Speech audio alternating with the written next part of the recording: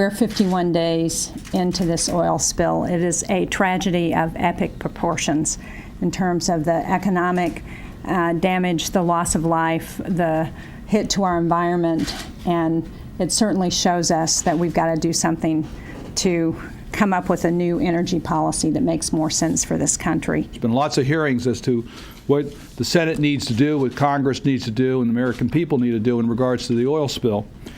And I think everyone agrees that the first thing we need to do is to stop the leak and mitigate the damage that is being done as a result of the oil spill.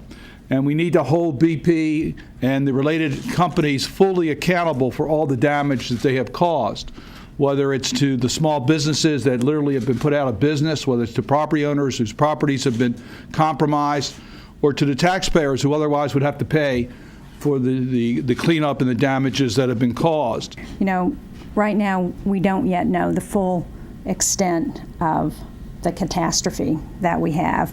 But what we do know is that we've got to make sure that this never happens again.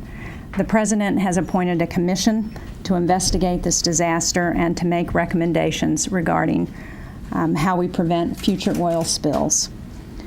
I think in order to have a thorough and successful investigation, we've got to make sure that the commission has subpoena powers so that they can get to the bottom of what happened. We must make sure that BP and the other companies responsible for this devastating oil spill don't stonewall the American people and this commission. That's what my legislation is about. 16 of my Democratic colleagues have signed on in support of this legislation. Unfortunately, at this stage, none of our colleagues on the other side of the aisle have signed on. I'm not sure why.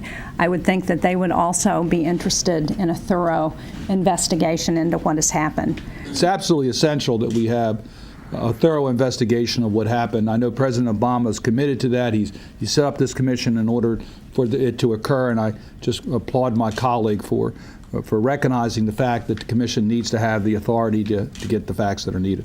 I would certainly hope that we would see this legislation on the floor that would give the commission subpoena powers. I would hope that people would be willing to support this unanimously, but certainly I would hope we would see a bill on the floor before the end of the summer so that this commission can do everything possible to make sure that we get to the bottom of what happened and that it never happens again.